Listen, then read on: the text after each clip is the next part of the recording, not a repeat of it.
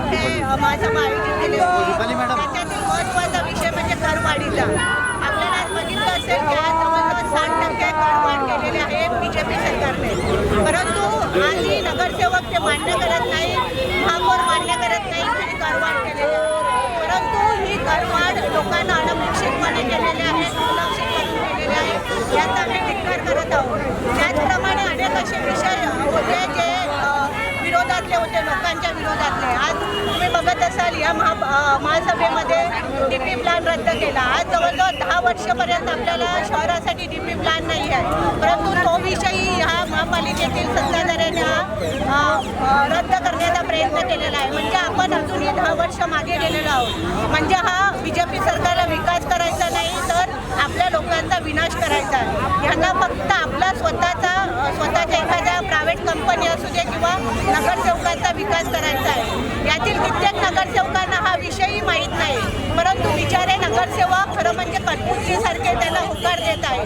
तुमच्या माध्यमातून सांगू इच्छिते की आपल्या विशेष महासभेच्या वेळेलाही आपल्या म्हणजे सर्व पत्रकारांना लाईव्ह स्ट्रीमिंग करण्यासाठी विरोध केला। त्याचाही विरोध आम्ही करतोय, कारण आज पारदर्शक ह्याच्यामध्ये आपण महापालिका अव्वल नंबर घेतलेले आहे। मग पारदर्शक समजा BJP सरकार पारदर्शक पूर्ण कारभार करू इच्छिते, मग तुम्हाला का म्हणून लाईव्ह स्ट्रीमिंगला विरोध केलेला आहे?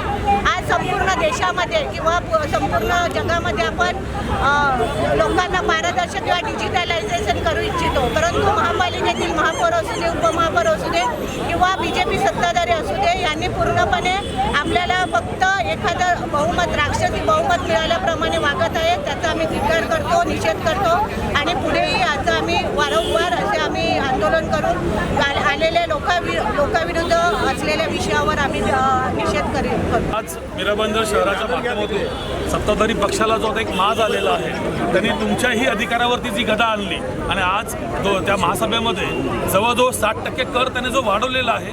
कधीही कोणत्याही महापालिकेमध्ये जेव्हा कर वाढवतात त्याची एक रूपरेषा असते। ठराव मंजूर करताना या महानगरपालिकेच्या माध्यमातून स्थानिक शहरामध्ये रस्त्याची सुविधा, पाण्याची सुविधा, ड्रेनेजचे प्रकल्प, वृक्ष अशा अनेक मुद्दे त्या करपत्रिकेमध्ये येतात।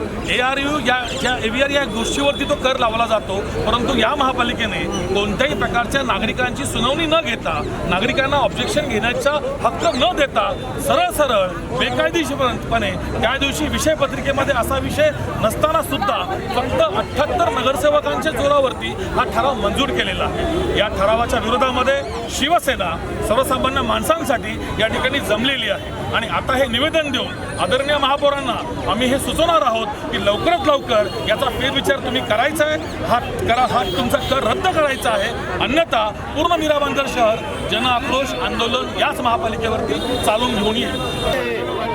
आता प्रत्येक मुंबई पालिकेमध्ये तुम्ही बघत असाल तर 500 स्क्वेअर फूट भरायला कर माफ आहे आणि इथे त्यांचं बहुमत असं ते लोक म्हणतात, पण ते बहुमत नगरसेवकांचं नाही आहे, त्यांचे वर्कर आहेत। त्याच्यामुळे त्यांना जे कोणताही निर्णय घ्यायचा असेल तो ते स्वतःच्या मताने घेतात, जनतेचा विचार करत नाही। काही प्रकारात जर तुम्ही लोक बोलताय की हा आम्हाला जनतेने बहुमताने निवडून दिले, मग त्या जनतेपासून तुम्ही का पारदर्शक ठेवत नाहीये? तुम्ही का लाईव्ह प्रसारण बंद केलं?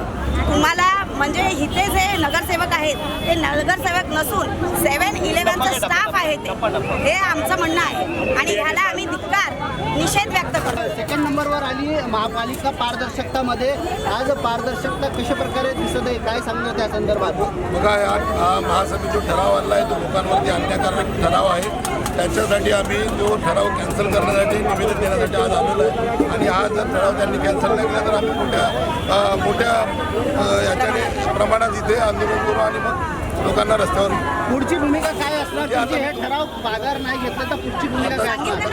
आता तेच बोललेलं आहे की पूर्ण मीराबंदर शहरामध्ये आता आंदोलनाची उग्र दिशा करू आणि मोठं आंदोलन करू।